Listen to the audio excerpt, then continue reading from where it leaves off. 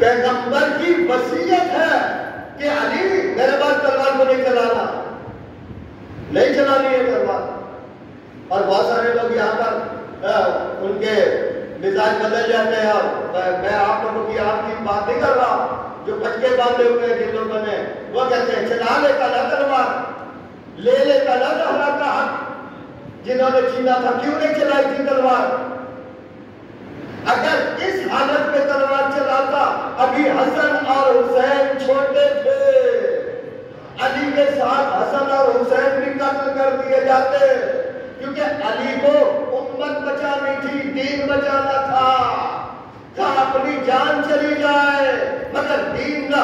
اور یہی جملہ آپ کے آیت اللہ خمینی نے کہا، یہی جملہ آپ کے آیت اللہ خامنائی نے کہا کہ اگر ایران جاتا ہے تو جائے مگر اسلام نہ جائے۔ اور جو ظاہرین بیٹھے ہیں، میں بہت یہ لفظ استعمال کرتا ہوں، مجھے بتائیں اگر ایران نہ ہوتا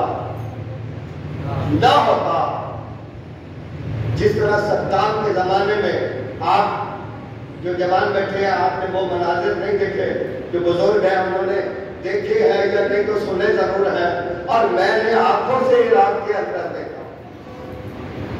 اگر ایران 10 سال جد و جہد کر کے اپنے جوانوں کو نہ مروا تھا، مولا حسین کے حرم کو نہ بچاتا، چلو وہ نہیں پتا، قاسم سلمانی کا تو پتا ہے نا کہ وہ اپنے ایران میں نہیں قتل کیا گیا، ایران کے اندر شہید نہیں ہوا، عراق میں شہید ہوا، مولا کے حرم کو بچانے کے لیے اپنی جان قربان۔ یہ وہ لوگ ہیں جنہوں نے ان آیات کو پڑھا ہوا ہے کہ جس طرح مجھ پہ نماز واجب ہے اسی طرح مجھ پہ وقت آنے پر قتل ہونا واجب ہے، وہاں پر قتل ہونے سے اگر حسینیت بچتی ہے تو مجھے قتل ہونا پڑے گا۔ یہ چیز اس نے کہاں سے لی؟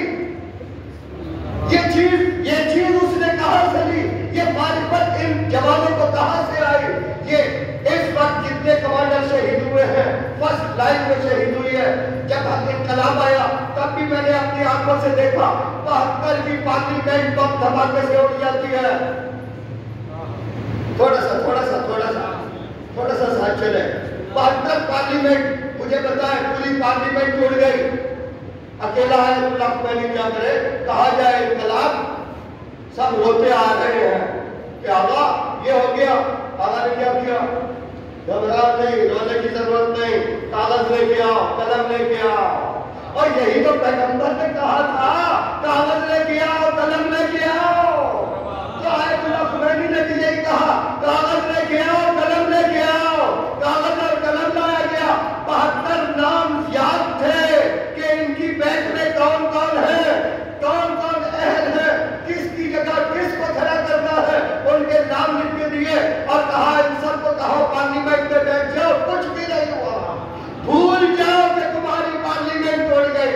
اسی طرح دوبارہ آپ نے دیکھا کہ جتنے جنرل شہید ہو گئے ان کی عوام نے محسوس ہی نہیں کیا کہ کچھ ہوا ہے۔